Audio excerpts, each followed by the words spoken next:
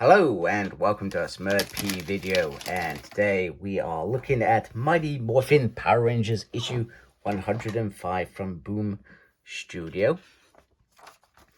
And this is written by Melissa Flores, colors by Raul Angulo, illustrations by Simona de Gianfelice. I hope I didn't say that wrong. I suspect that I did, so I apologize. Letters by Ed Dukeshire, as always, and cover art by Taurine Clark, and this is cover B that I've just shown you. So the issue begins in the past, as most things, and after finding out how Rita Repulsa became Mistress Vile, we have a glimpse of just before where the Omega Rangers are training, etc. And Zach is training Kelvar, etc. And you know, there's a nice bit of banter here, etc.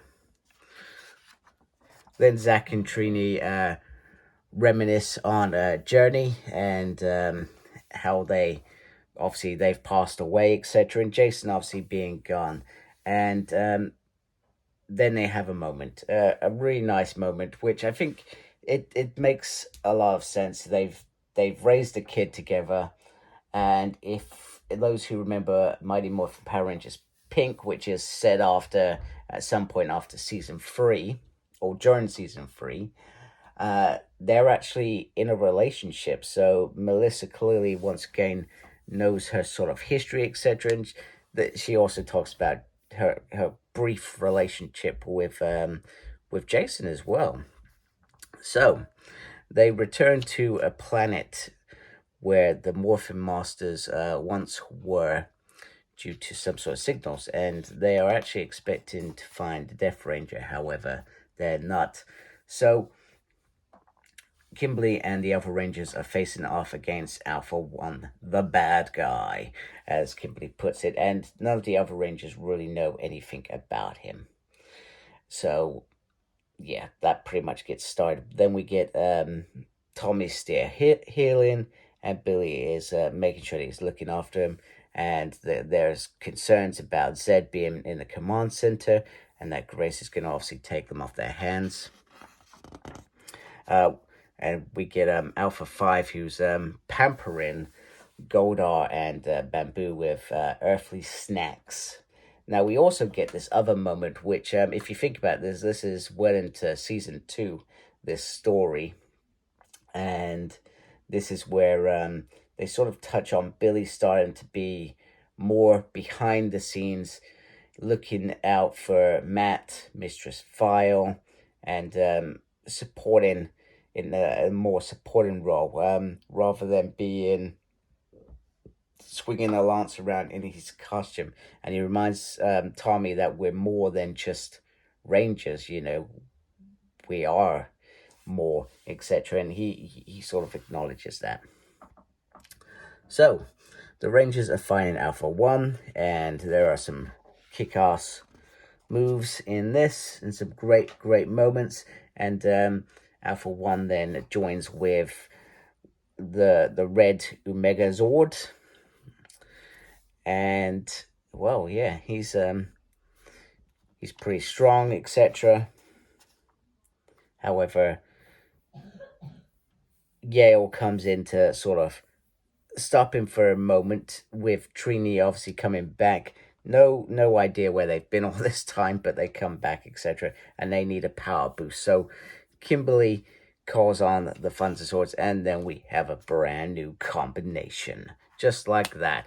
You know, how on earth does this stuff happen? Do they just talk to each other? Hey, do you want to combine with me? And they just do. I can't remember if the Funzazords have already combined with some of the Omegazords in some of the recent stories before issue 100. They may have.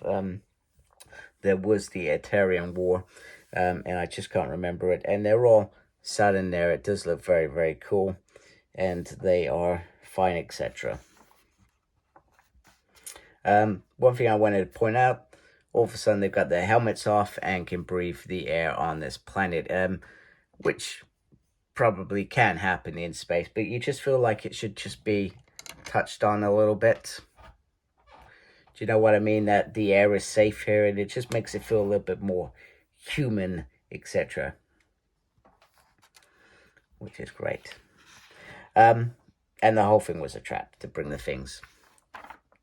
Now, another thing that I also wanted to say, when Alpha One was fighting the Rangers, he specifically mentions that they're still wearing the same outfits, got the same weapons, and they haven't upgraded. You know, they all knew that I was going to come back at some point, and there was no sort of movement there. Whereas he's upgraded, he's got a new master, etc., and so forth and so forth.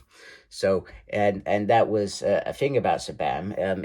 He kept, for 3 seasons, he kept the Mighty Morphin Power Ranger brand as a whole because he was worried that change would scare off those viewers. And, I mean, those viewers that sort of stopped watching things around Zeo were those that were sort of growing out of watching such programs, I feel. Don't get me wrong, I carried on watching it. Zed wakes up in the dark room. I love this art, this sprint. I love that sort of stuff. So there's an emergency, but he says, you know what, I'm not going to do anything. He has no intention of running away. He's not in that sort of state, etc. They talk about their everybody being kidnapped, etc. Apologies if you can hear coughing. Everybody seems to be ill in my household at the moment. I've got a bit of a sore throat, so if I sound a bit weird, that is why. So they're just trying to figure things out, and we got this nice moment between Zach and Kelver about quibs and having, you know, talking a lot because that distracts them and hopefully gets them free. Sort of wrestling, fun wrestling. However, well, actually, it's Aisha's power deck that gets them free. Then they're literally destroying Alpha's hat, except head, but he says he'll be back. This isn't over, etc., as soon as he can sort of escape. So the whole group escapes, nice, safe, and sound, and we learn a little bit about this device, which is called Morphin Grid Navigator. So you can imagine that this, if you've got 2 halves of it, they can go and find power sources. Alpha 1 puts itself together quite quickly. I thought it would sort of transfer its consciousness to another body or something. Clearly not. However, because of the way it was destroyed, it now knows where they are heading. And he does not intend to underestimate them. So we just got this final moment. We got this, once again, this lovely moment between these two. We got Zed captured. We got Alpha 1 and all these things. And he says, I'm going to follow and I'm going to destroy. Nice and easy. A really, really nice book. Some nice little moments in there and character development. The artwork was absolutely beautiful. And it was a really, really great read. And I love how this is developing because it's developing nice and steady. It's not being rushed. We're 5 issues in.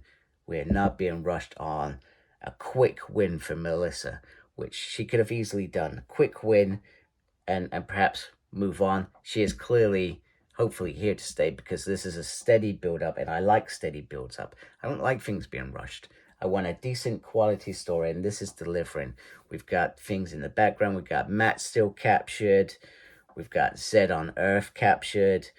And we've got Alpha 1, who is currently being the villain. We've got the Mega Rangers back involved. It is all going very, very nicely. So anyway, if you like my video, please support my channel by subscribing. I really appreciate that. Make sure you look after yourself. Very important these days. And as always, embrace geekiness. Take care. Goodbye.